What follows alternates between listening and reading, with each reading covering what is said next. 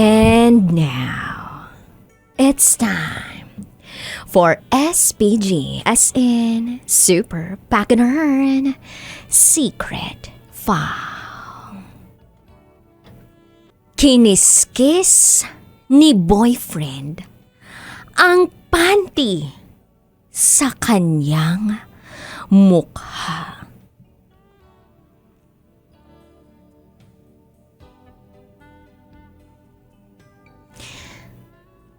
Hi, DJ Rocky. Itago mo ako sa pangalang Lovely. At ito, ang aking SPG. As in, Super Packinern Secret File.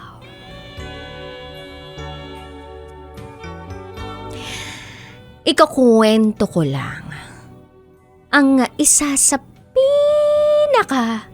nakakatawa pero nakakalokang experience ko sa aking boyfriend.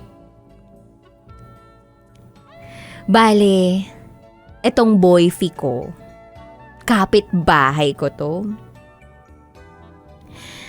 Hanggang sa nagkamabutihan kami at naging mag-on kami. One day, tinanong niya ako,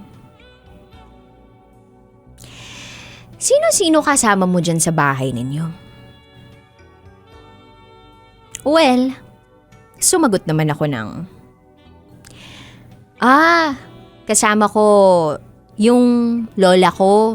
Actually, kaming dalawa lang ang magkasama sa bahay. Siyempre, bago-bago pa lang kami. Kaya getting to know each other stage kami. Pero kami na kasi malandi ako eh.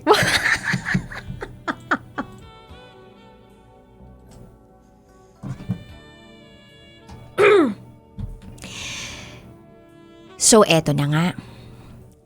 Dahil magkapit-bahay lang naman kami, lagi kaming nagpupuntahan sa bahay ng isa't isa.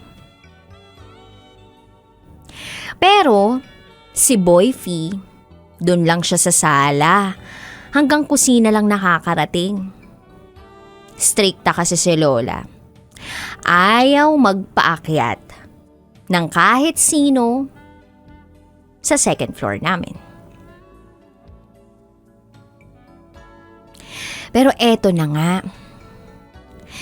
Dahil gusto ko na maging maayos yung kwarto ng lola ko at ng kwarto ko rin, gusto kong papinturahan. Inisip ko, kesa sa magbayad ako ng gagawa, di magpatulong na lang ako sa boyfriend ko. So, eto na nga. Sinabi ko yun sa boyfriend ko. Umuo naman siya agad sa akin. At syempre, chance niya na yun. Para, alam nyo na, wala pa namang nagaganap sa amin that time. Kasi, nire-respeto niya ako. Pero ang sabi naman niya sa akin, maghihintay siya.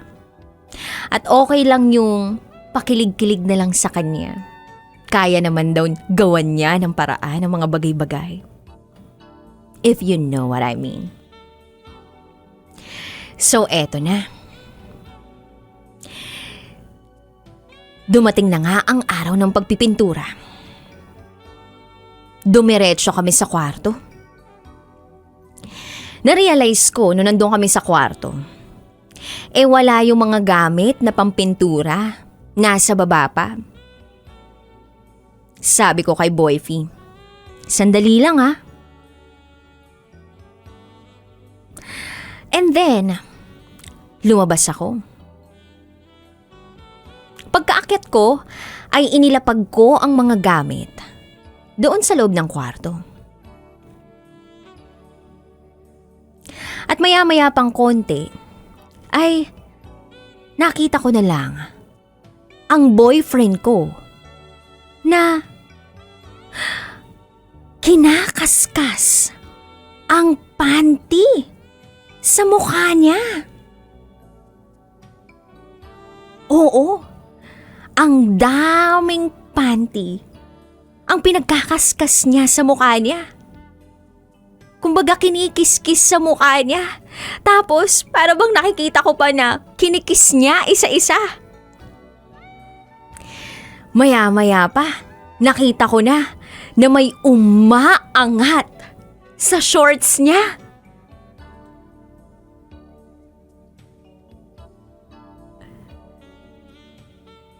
Hindi niya man lang naramdaman ang presensya ko sa loob ng kwarto na yun.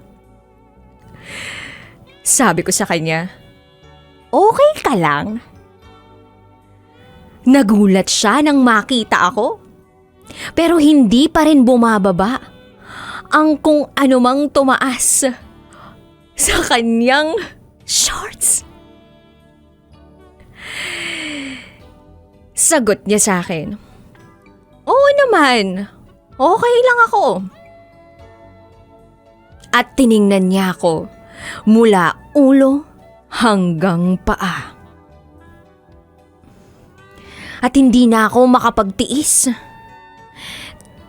Sinabi ko sa kanya, bakit mo kinikis-kis sa mukha mo yung mga panty ni Lola?